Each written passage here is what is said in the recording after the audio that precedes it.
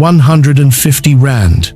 That is what they were paid. 150 rand, roughly 10 American dollars, to perform their culture for strangers.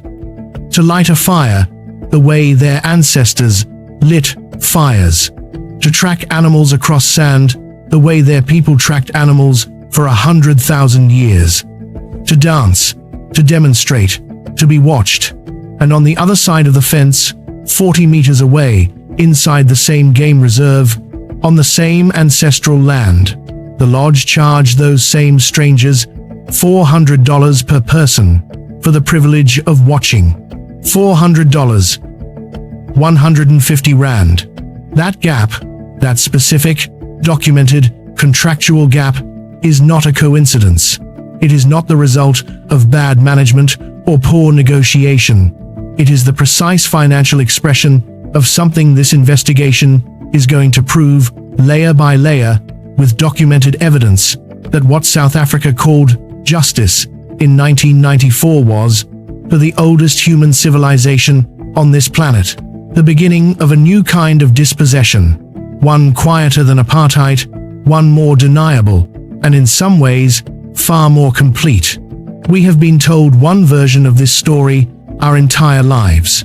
What we are about to uncover is the version that was never meant to reach us.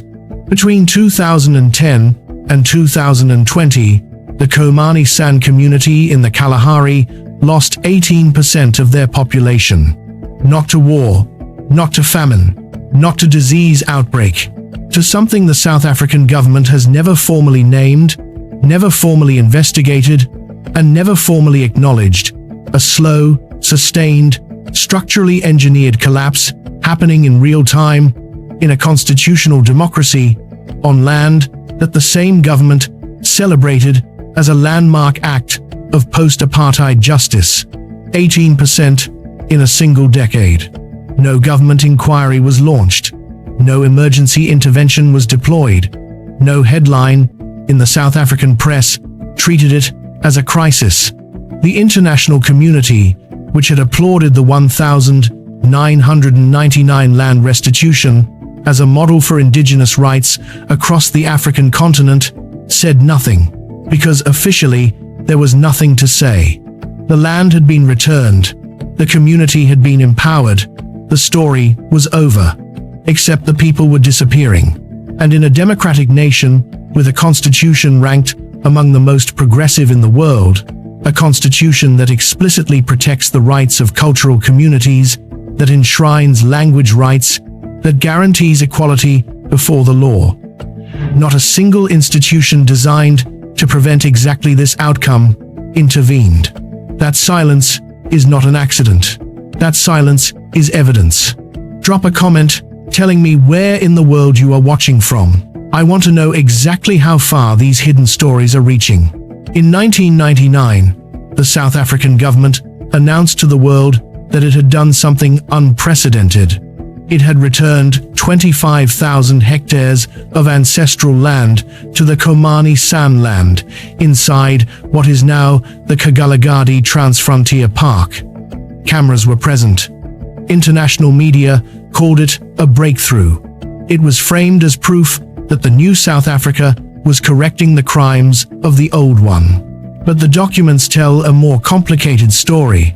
The San received title to the land, but not the water rights attached to it, not the mineral rights beneath it, not the tourism infrastructure built on it. The lodges operating on their ancestral territory had already been granted long-term concession agreements before the transfer. Those contracts remained untouched. The boreholes that provided drinkable water inside the commercial tourism zone. The revenue from the safari packages marketed globally, controlled by private operators. The San were told they could hunt, but only with traditional weapons, only certain species, only in designated zones, only during seasons determined by park management under an environmental plan written before their claim was finalized. They were given land, but they were not given control. And when you give a people territory without power, what you have not created is restitution. You have created dependency. So here is the question we need to confront and it is not a comfortable one. How does an organized form of cultural extinction take place inside a democracy that promises equality, constitutional protection, and indigenous recognition on paper?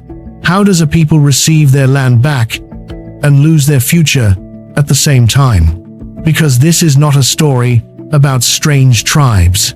It is a story about legal architecture, about political decisions made in negotiating rooms in the 1990s, about census categories written in 1950 that were never fully dismantled, about a system that learned it did not need bulldozers to remove a people, it only needed paperwork.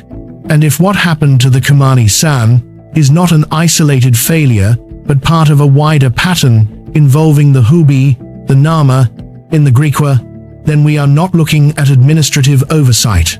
We are looking at design. Because what we are about to uncover does not end in the Kalahari. The people who live in the Kalahari today carry genetic lineages that stretch back 100,000 years. This is not an estimate. It is a biological fact written in the DNA of the Kumani San, the Soin, and the remaining speakers of N. They are not simply the oldest continuous human culture on this continent. They are the oldest continuous human culture on Earth. To understand what is being erased, you must first understand what is being lost. This is not a matter of losing a few elders who know the old songs. This is a civilization that developed, over millennia, a way of reading the land that no satellite can replicate. They mapped the stars without telescopes. They tracked animals across sand that leaves no footprints. They possessed a pharmacological knowledge of desert plants that modern science is only beginning to catalog. And they did all of this without metal, without permanent settlements, without the structures that archaeologists typically look for when they want to prove a civilization existed. The San did not need monuments to prove their presence.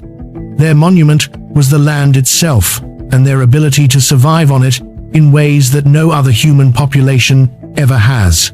When we talk about the disappearance of the San, we are not talking about the end of a cultural practice. We are talking about the erasure of a human lineage that predates the invention of agriculture, the rise of cities, and the concept of the nation-state.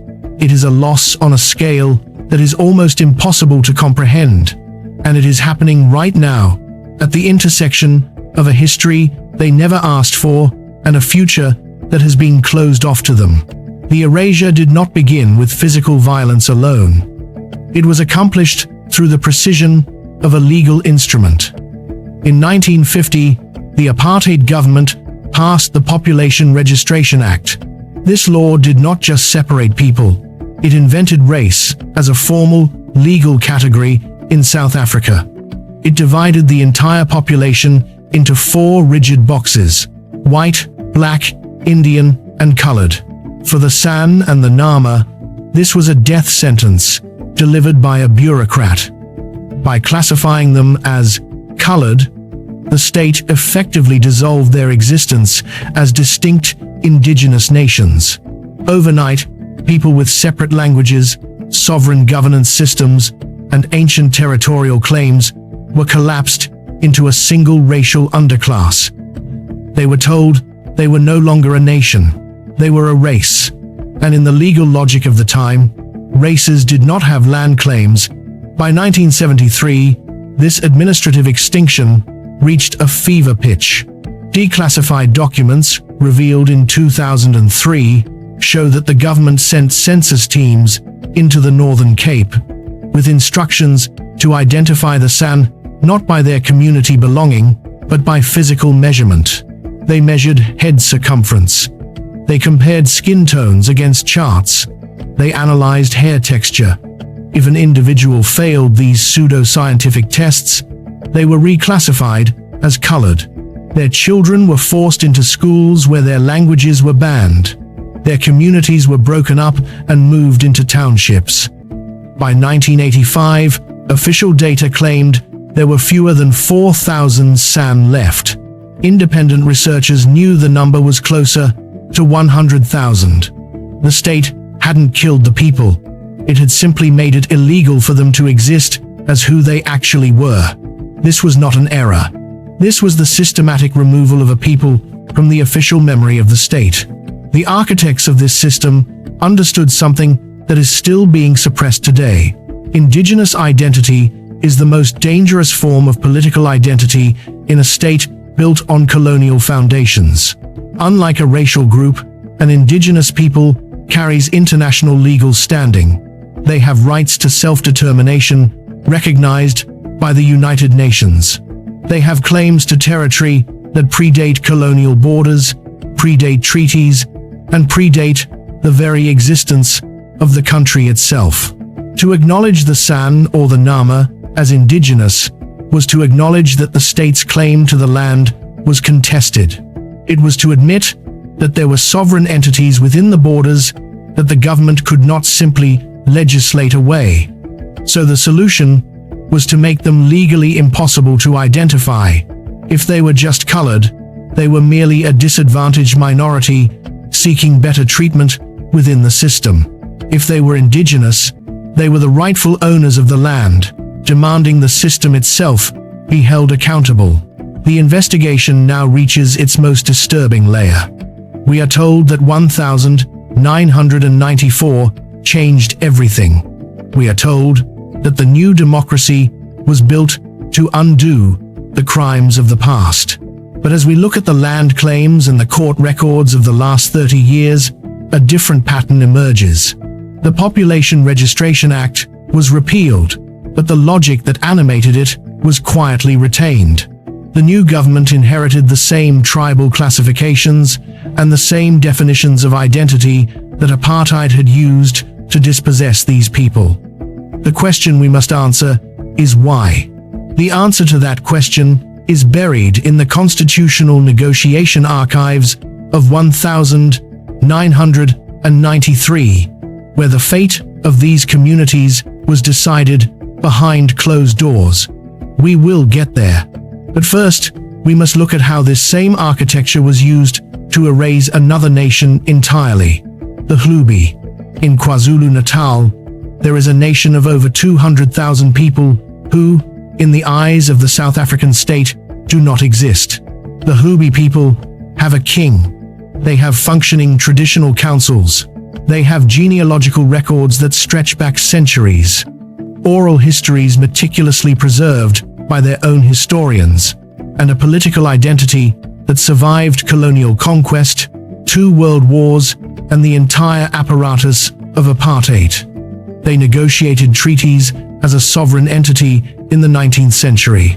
They raised armies, they commanded territory, and in the 1840s, they fought wars against the Zulu kingdom itself, which means they are not, and have never been, a subgroup of the Zulu nation. But the post-apartheid South African state classifies them as exactly that.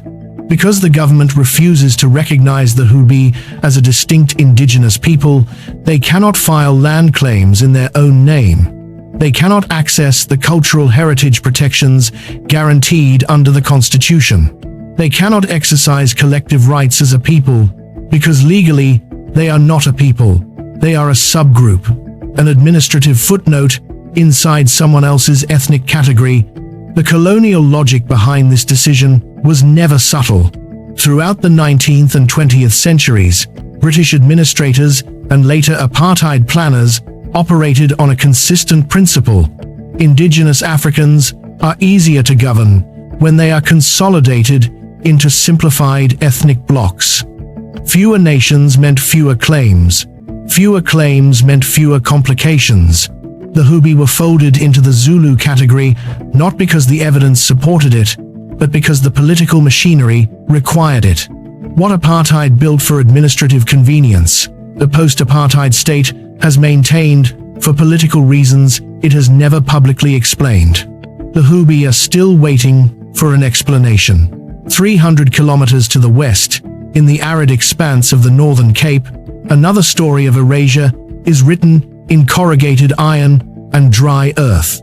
The Nama and Griqua are descendants of Khoikhoi pastoralists, a people who had been grazing cattle across the landscapes of southern Africa for over 2,000 years before the first Dutch ship anchored in Table Bay in 1652. When the colonial frontier moved north, they did not simply retreat, they fought. For over 2 centuries, Nama and Griqua communities mounted sustained military resistance against first Dutch, then British expansion. The last chapter of that resistance, a guerrilla campaign in Namaqualand, held out against the full force of the British Empire until 1908. This was not a skirmish. It was the longest anti-colonial armed resistance in South African history. Their descendants live in corrugated iron settlements on the outskirts of towns like Springbok and Uppington. They have no title deeds to the land their families have occupied for generations. They have no access to municipal water infrastructure that reaches other communities in the same region. They have no representation in the traditional leadership structures that govern land allocation across rural South Africa, because those structures were designed during the apartheid era to recognize only certain categories of South Africa. Traditional authority and the Nama and Griqua did not fit the categories. The people who fought longest against colonial rule are the people the post-colonial state has most completely abandoned. Their resistance was real, their sacrifice was documented, but their legal standing today is almost non-existent, and the land their ancestors bled for is being allocated around them without their knowledge and without their consent. In 2018, a coalition of Griqua traditional leaders did what the democratic system told them to do. They went to court. Their argument was grounded in international law. South Africa had endorsed the United Nations Declaration on the Rights of Indigenous Peoples in 2007. That declaration guarantees indigenous communities the right to free, prior, and informed consent before any development takes place on their ancestral lands. It guarantees the right to maintain and strengthen their distinct political, legal, economic, social, and cultural institutions. It guarantees protection against forced removal. The Griqua argued that the South African government's refusal to formally recognize Khoi and San communities as indigenous peoples under domestic law was a direct violation of every one of those guarantees. The case entered the court system in 2018. It is now 2024. 6 years later, no judgment has been delivered, no timeline has been provided, no public statement has been issued by the Department of Justice explaining the delay. The case sits in procedural suspension, accumulating postponements with the quiet efficiency of a system that has learned it does not need to reject inconvenient claims. It only needs to delay them long enough that the people making them run out of money, run out of lawyers, or run out of time. 6 years, no judgment, no timeline, just silence. And that silence, in a constitutional democracy, with an independent judiciary and a Bill of Rights that is the envy of the world, is not a procedural accident, it is a statement. 3 communities, 3 different histories, 3 different methods of dispossession, and one outcome that connects them all. The Hlubi cannot access their constitutional rights because the state refuses to recognize them as a distinct people.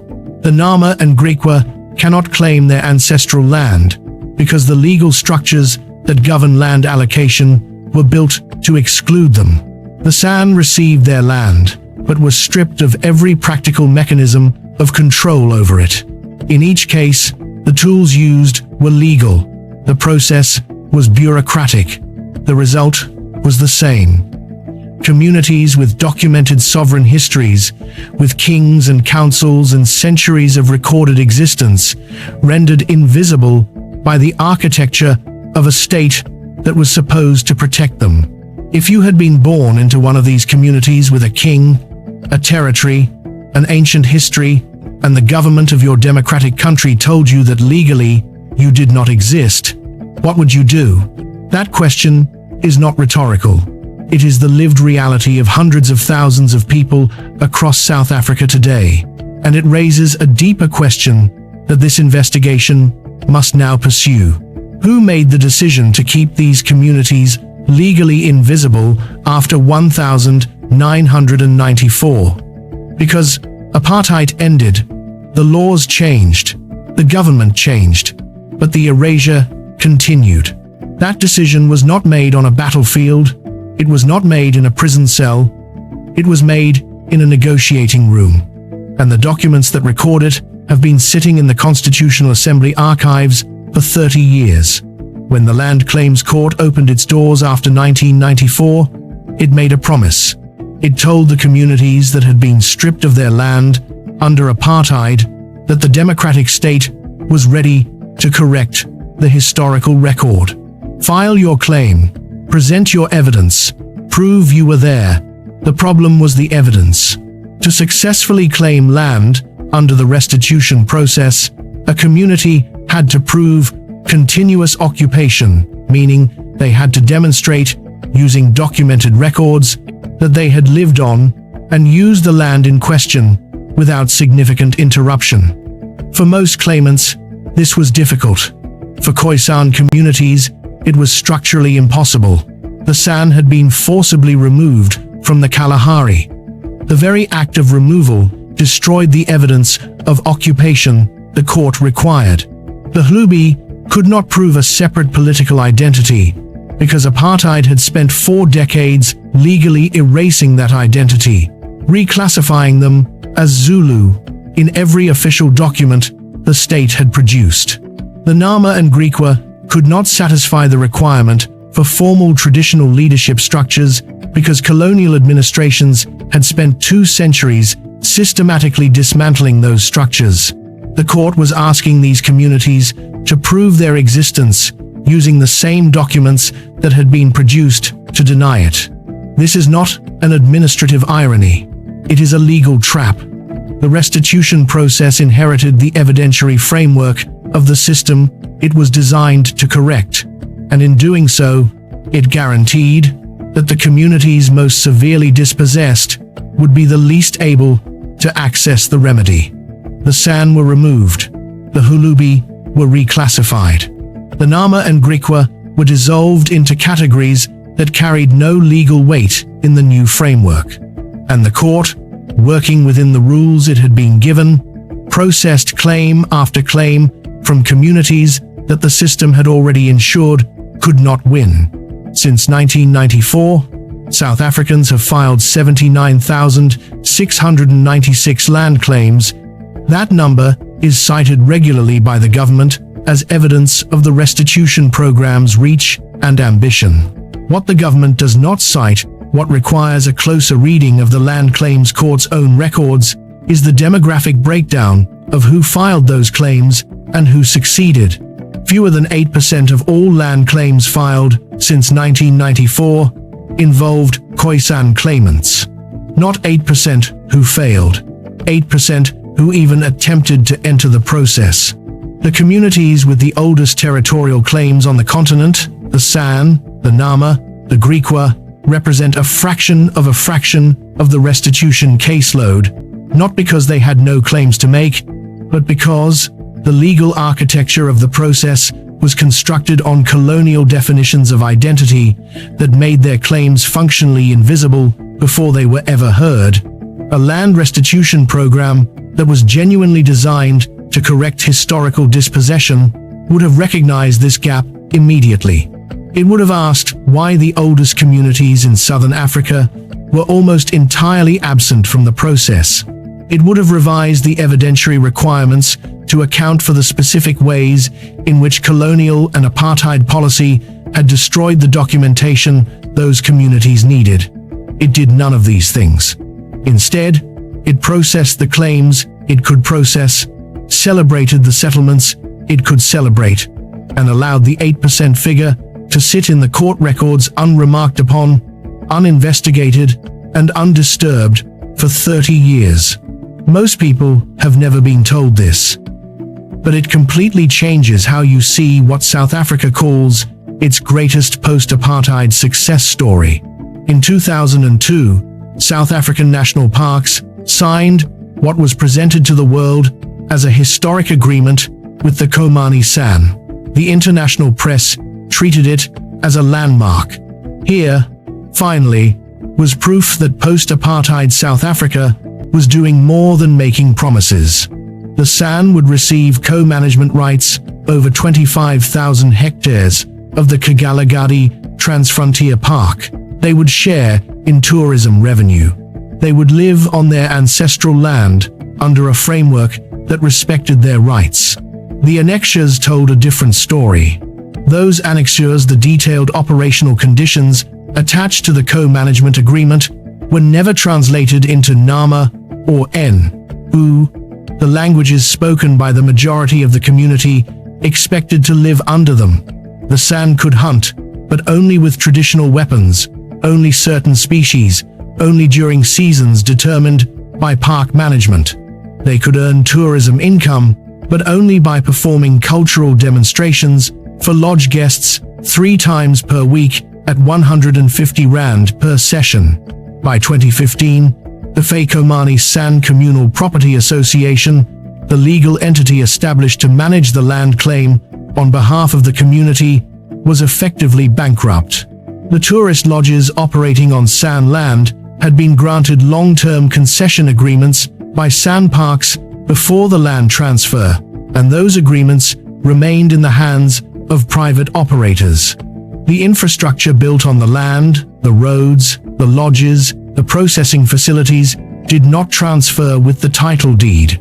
And the boreholes, the only functioning source of clean drinking water within the claimed territory, sat inside the commercial tourism zone. The San could not access their own water without permission from lodge management. This was the agreement the world celebrated. When San community members attempted to graze their livestock on the land they now legally owned, they were stopped. The reason given was not a court order or a new regulation. It was a park management plan written in 1998, 1 year before the land claim was settled, 3 years before the co-management agreement was signed, that classified the area as a conservation zone where livestock grazing was prohibited. That plan had never been revised. It had never been updated to reflect the fact that the land now had indigenous owners whose ancestral economy was built on exactly the practice it banned. So the Komani San, the legal owners of 25,000 hectares of Kalahari, could not farm their land, could not develop it, could not graze animals on it, could not access its water independently, could not renegotiate the commercial contracts that governed it. What they could do was perform their culture on a schedule set by others for an audience that paid 40 times what the performers received. This is what the documents show, not the brochures, not the press releases, the documents. And the deeper question this evidence demands is one the investigation can no longer delay. The restitution process failed. The co-management agreement failed. The court records show a systematic pattern of exclusion. But was this the result of institutional carelessness, or was it the result of a decision made deliberately in a specific room by specific people at the exact moment South Africa had the chance to do something different? What the official records revealed next changed everything we thought we knew about how this dispossession was authorized. In 1993, as South Africa negotiated the terms of its democratic future, a delegation representing Khoisan communities organized under the National Khoisan Consultative Conference submitted a formal demand to the Constitutional Assembly. Their request was direct. They asked for explicit recognition as indigenous peoples within the new constitution. They asked for land rights that reflected their pre-colonial sovereignty. They asked for protection of their languages and governance systems under international indigenous law. They were not operating in isolation. By the early 1990s, international frameworks recognizing indigenous rights were already established. The International Labour Organization's Convention 169 had defined standards for indigenous and tribal peoples. The global conversation on self-determination was well underway. Legal scholars advising the constitutional process were fully aware of these frameworks. The Khoisan delegation cited them. They placed on record that failure to recognize their indigenous status would leave their communities legally exposed. In public, the transition to democracy was framed as inclusive and participatory. In private, the Khoisan proposal encountered resistance. Meeting minutes from the Constitutional Assembly reveal that their request was acknowledged, discussed, and deferred. Recognition of indigenous status was deemed sensitive. The phrase appears repeatedly in archival correspondence. Sensitive to whom? The delegation warned that without explicit recognition, future land restitution would be structurally flawed. They warned that identity classifications inherited from apartheid would carry forward into the democratic era unless they were dismantled. They warned that the omission would not be neutral. It would have consequences measured in lost land, lost language, and lost political standing. Their warning was recorded. It was not adopted. Inside the negotiation rooms, the African National Congress faced a dilemma it could not articulate in public. The liberation movement had built its moral authority on a unified narrative of black dispossession under colonialism and apartheid. That narrative was politically powerful and historically justified. But the Khoisan demand introduced a complication. If the San, Nama, and related communities were formally recognized as the indigenous peoples of South Africa, then historical timelines became politically destabilizing. Bantu-speaking communities had migrated into southern Africa between approximately 500 and 1500 CE. White Afrikaner settlers arrived in 1652. The Khoisan presence predates both by thousands of years. Recognizing this hierarchy of arrival raised a question no major political actor wanted to answer. If indigeneity confers superior territorial claim under international law, who holds the strongest claim? Archival notes from internal party discussions reflect this anxiety. Recognition of Khoisan indigeneity was described as potentially divisive. It risked fracturing the solidarity narrative that had unified oppressed groups against apartheid. It risked introducing the language of settler and pre-settler into a political environment struggling to stabilize itself after decades of racial violence.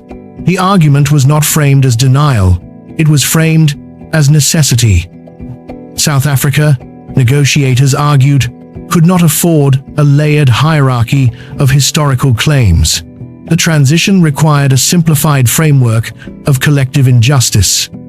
Within that framework, all black South Africans were dispossessed equally. But history is not equal in its timelines, and law is not neutral when it flattens those timelines for political convenience. The decision to avoid explicit indigenous recognition did not eliminate the hierarchy, it concealed it. In 2017, United Nations Special Rapporteur Victoria Tauli-Corpuz completed a fact-finding mission to South Africa.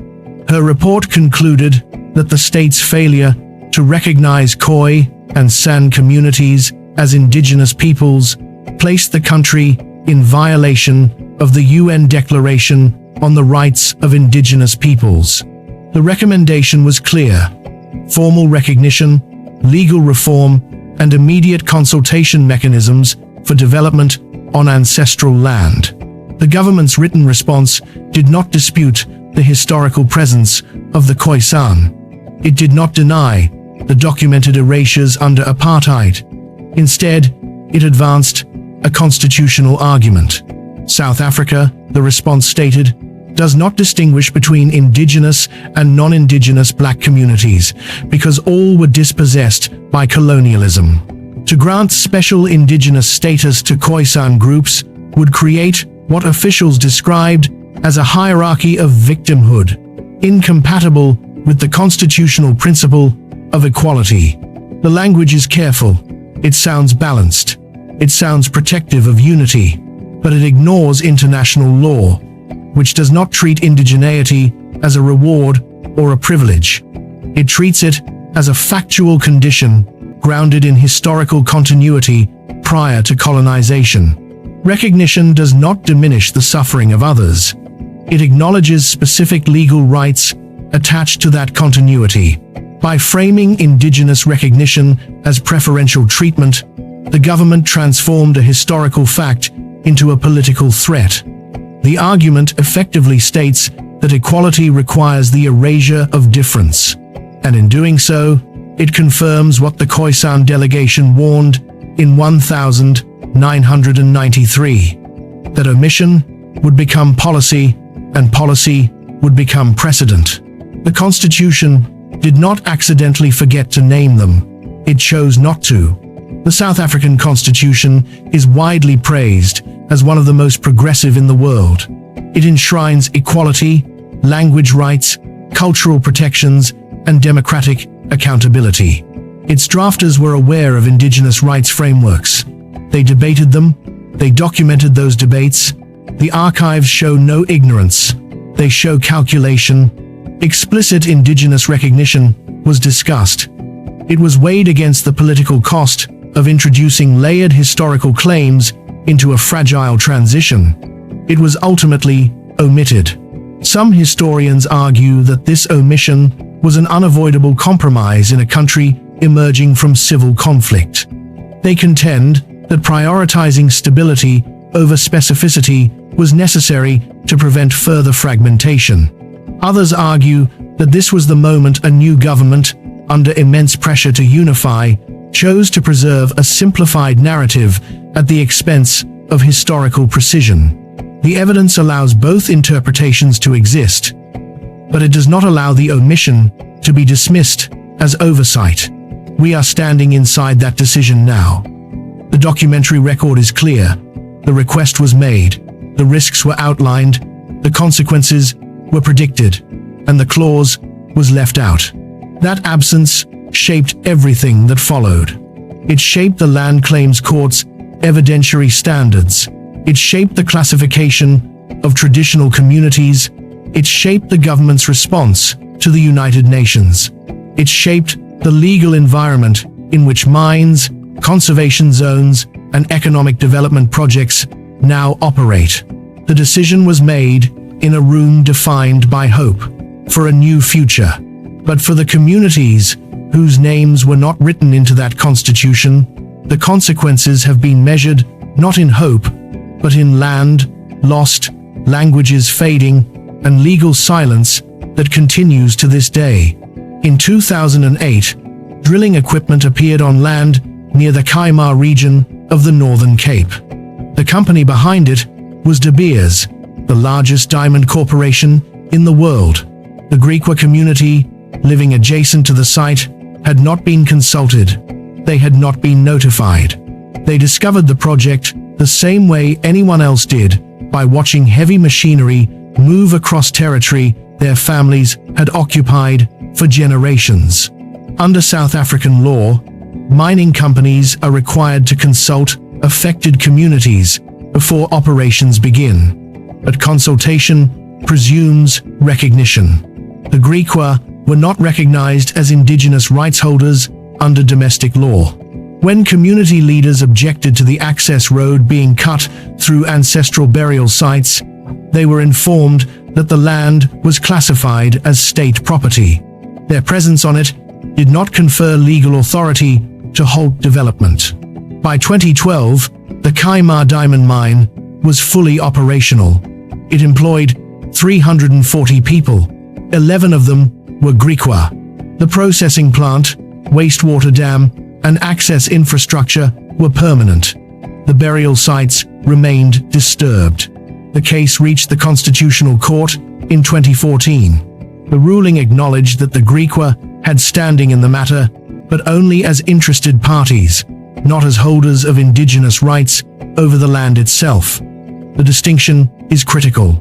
Interested parties can comment. Rights holders can veto. The mine continued operating. The message delivered through that ruling was unmistakable. You may have history here. You may have graves here. You may have lived here for generations. But without formal recognition, your claim does not rise to the level that can interrupt extraction. 2 years earlier, in 2006, a consortium of Australian and Canadian mining firms applied for prospecting rights across 780,000 hectares of Namaqua land. The scale is difficult to grasp. It is roughly the size of Puerto Rico. The land contains zinc, copper, and rare earth minerals, critical to global electronics manufacturing. The Nama were not consulted. The prospecting licenses were granted in 2008. By 2011, 3 mines were operating within the concession area. For the Nama, whose traditional economy relied on seasonal pastoral migration, the impact was immediate.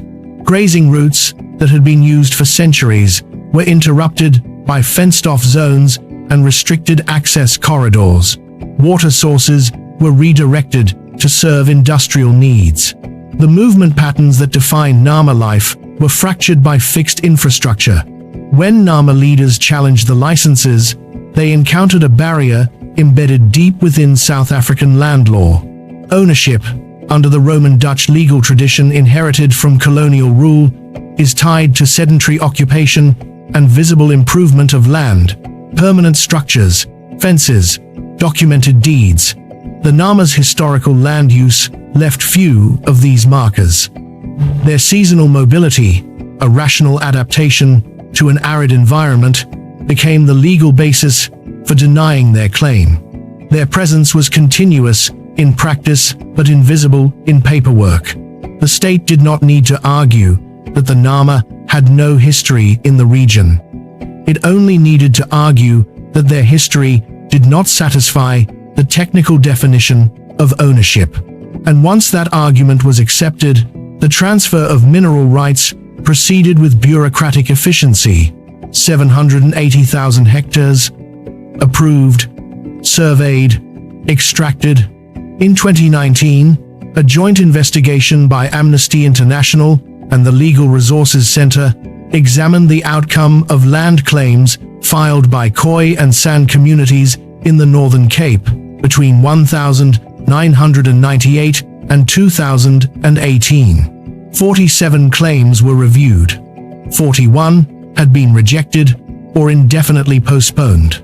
The reasons varied: insufficient historical documentation, conflicting claims from other communities, unclear leadership structures, procedural delays. On paper, each case appeared technical and isolated. Taken together, they revealed a pattern. While those claims remained unresolved, the land in question did not remain untouched. It stayed under state control, and the state, retaining mineral rights, leased portions of it to private mining companies.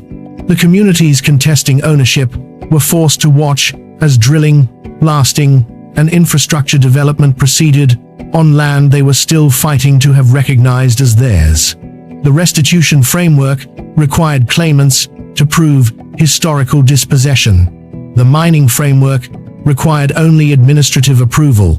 The two processes operated on parallel tracks that rarely intersected in favor of the claimant.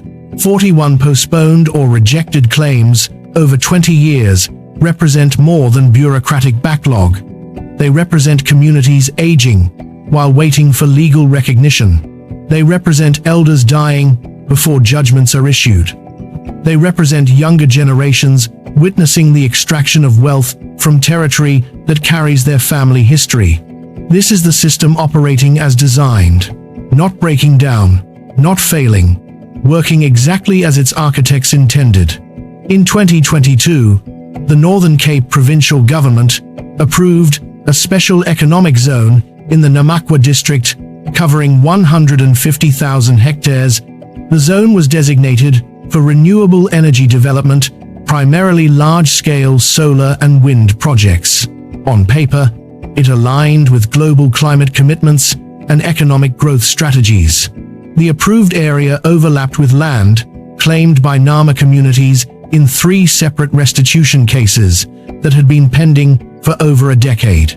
When Nama leaders objected, citing unresolved claims and lack of consultation, they were told that economic development could not be delayed by unresolved historical disputes. Construction began in 2023. 25-year land leases were signed with energy companies. The turbines and panels rose, while the legal cases remained suspended in administrative review.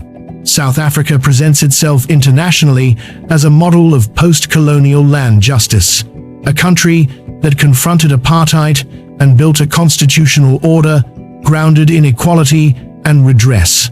The documented reality is more complex. Indigenous communities, whose territorial claims predate the state itself, are being displaced, bypassed, or sidelined in development processes at a rate that rivals the most aggressive phases of colonial expansion. The difference is procedural language. The outcome is familiar. The economic dimension of this investigation is now clear. Legal non-recognition is not an abstract constitutional omission. It has measurable beneficiaries. It produces access to minerals, diamonds, and development corridors without the obstacle of indigenous veto. It converts contested land into administratively available land. But extraction is not the deepest form of erasure. There is something more permanent at stake. Something that once lost cannot be reopened by a court ruling or compensated by a lease agreement. In 2018, UNESCO classified 6 South African indigenous languages as critically endangered: N, Komani, Ziri, Zoin, Korana, and Hang. These are not regional dialects. They are distinct linguistic systems with unique grammar, sound structures, and oral traditions shaped over tens of thousands of years. N, spoken by the Sam, is among the oldest known human languages still in existence. Linguists trace elements of its structure back more than 25,000 years. By 2020, fewer than 10 fluent speakers of N, remained. All of them were over the age of 60. When a language disappears, it is not only vocabulary that is lost, it is a framework for understanding reality. N, encodes ecological knowledge of the Kalahari that cannot be translated cleanly into English or Afrikaans. It contains categories for plants, animals, and seasonal patterns that modern conservation science only recently began documenting. It carries oral histories that predate the written record of Southern Africa by millennia. The extinction of a language this old is not a natural process. It is the outcome of policy decisions, schooling systems, land removals, and economic pressures that force younger generations to abandon their mother tongue in order to survive.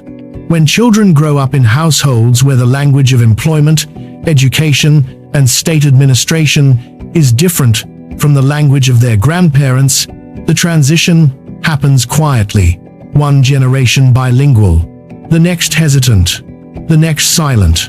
25,000 years of accumulated human thought now rests in the memories of a handful of elders. When they die, the archive dies with them. South Africa's constitution commits the state to promote and protect the country's indigenous languages. On paper, that commitment appears unequivocal. In practice, the budget allocated to N, tells a different story. Approximately 80,000 rand per year is directed toward the preservation of N, That figure, converted to international currency, amounts to roughly $5,000. From that allocation, the Pan-South African Language Board has funded a part-time linguist, one community teacher, and the production of a 40-page children's book. There is no dedicated N-UU language school. There is no regular media programming in N-UU. There are no court interpreters or hospital translators funded to operate in the language. There is no systematic program to train a new generation of fluent speakers before the current elders pass away. The same government departments that cite fiscal constraints for language preservation, maintain fleets of official vehicles, international travel budgets, and large administrative staffs. The annual preservation budget for one of the oldest human languages on Earth is less than the cost of a single ministerial vehicle. This is not a question of symbolic recognition. It is a question of priority.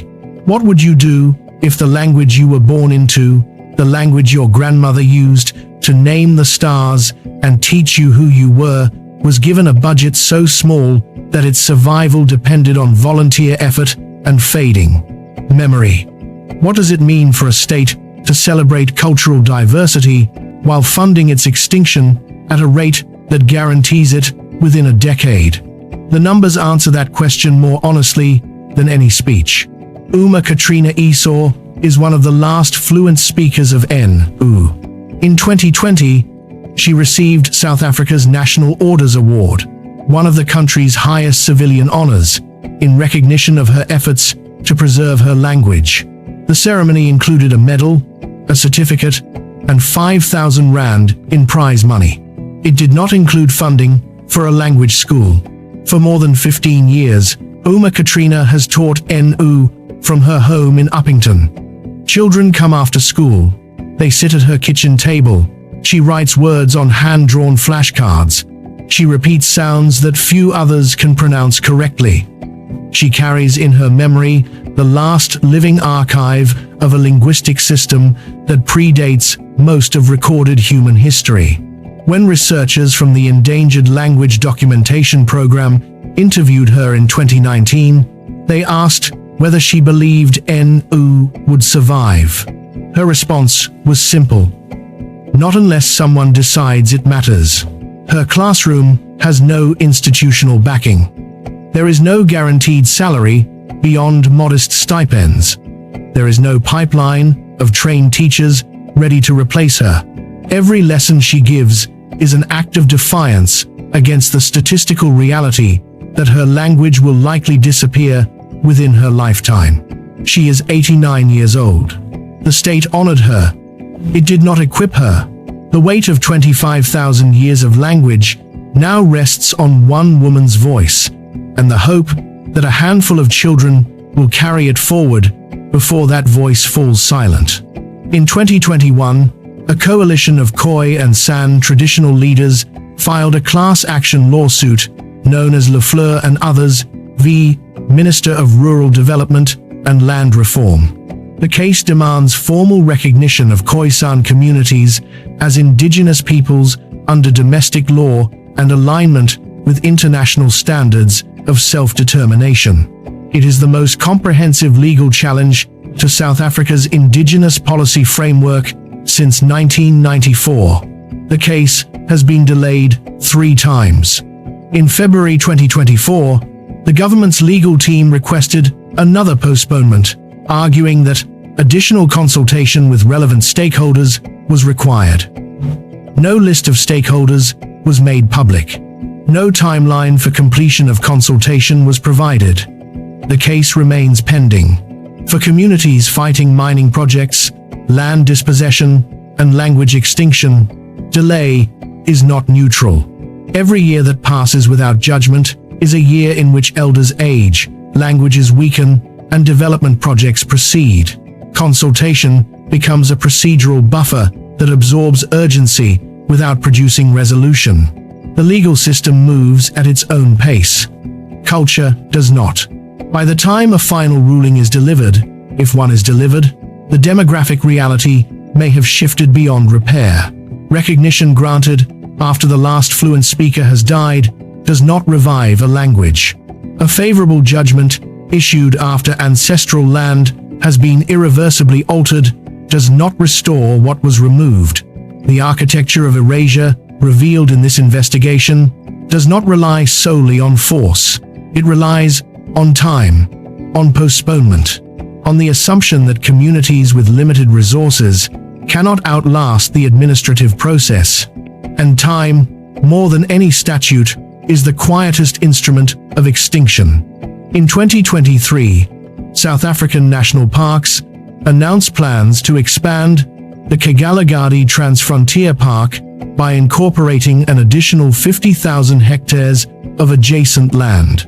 The expansion was presented as a conservation initiative, funded in part by international environmental grants.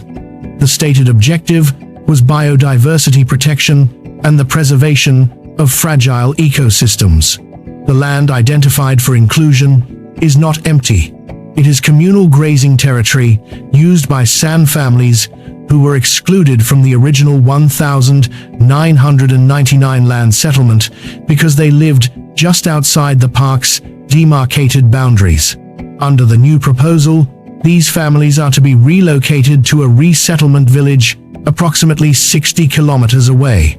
Compensation has been calculated at around 200 rand per hectare, and the market rate for unimproved land, 200 rand per hectare for territory that sustained their ancestors for generations. The expansion zone is designated as a wilderness area, a legal classification that prohibits permanent human habitation. The term carries a powerful moral authority. Wilderness implies purity, protection, the absence of exploitation. Yet in southern Africa, wilderness has often meant something more specific. Land cleared of indigenous presence to satisfy an external vision of nature. The same classification was used during the colonial and apartheid eras to justify the removal of communities from game reserves and conservation zones. The language has changed. The logic has not. The San are told that relocation serves the greater environmental good. The park grows. The tourists arrive. The marketing materials describe untouched landscapes. The people who once lived there are reclassified as temporary occupants of a village built for them elsewhere. This is not history repeating itself through force. It is policy repeating itself through designation. The investigation began with a financial disparity, 150 rand paid to San performers, while guests paid hundreds of dollars for the experience. It widened into court records, constitutional debates, and mining licenses. It now resolves into a single pattern. The architecture of erasure was not dismantled in 1994. It was inherited. The Population Registration Act was repealed, but the categorical logic it embedded into the administrative system survived. Indigenous identity remained undefined in domestic law. Land restitution relied on documentation that dispossession had destroyed. Development approvals proceeded on the assumption that communities without formal recognition lacked the authority to object. The state did not need to deny the cultural existence of the San, the Nama, the Griqua, or the Hlubi. It learned that acknowledgement without power was sufficient. Cultural festivals could be funded. Awards could be issued. Performances could be scheduled for tourists. Meanwhile, the structural decisions governing land, minerals, and language preservation continued without their consent. Something is being preserved, but it is not sovereignty. It is not territorial control. It is not linguistic continuity. What is preserved is an image, indigenous presence, framed as heritage rather than as a political reality with enforceable rights. South Africa is celebrated globally as a model of post-colonial reconciliation. The evidence documented here suggests a more uncomfortable truth. A state can honor a people's past publicly while managing their future administratively. It can invite the world to applaud restitution while refining the legal tools that limit its consequences. That is the mechanism we have been tracing. The Hlubi remain without formal recognition as a distinct nation. The Nama continue to contest mining projects on land their ancestors traversed for centuries. The Griqua court case, filed in 2018, remains unresolved. The Lafleur class action remains postponed. Uma Katrina continues to teach from her kitchen table, while the number of fluent NUU speakers declines. These are not isolated failures. They are interconnected outcomes of a constitutional omission that has shaped 3 decades of policy. The state argues that equality requires uniform treatment. International law argues that justice sometimes requires specificity. Between those positions stands a community watching its language approach extinction and its land reclassified for conservation or extraction. The unanswered questions remain heavy. Will the courts deliver recognition before the last fluent speaker dies? Will pending land claims be resolved before development projects make them irrelevant? Will constitutional reform revisit the omission that began this chain of consequences? The investigation does not close those questions. It establishes their origin. Tell me in the comments, do you believe what happened here was an accident of democratic transition, or the most sophisticated form of erasure this continent has ever produced? Because the deepest truth uncovered here is this: a nation can end apartheid, write a progressive constitution, and still perfect a quieter form of dispossession that it teaches the world to call justice.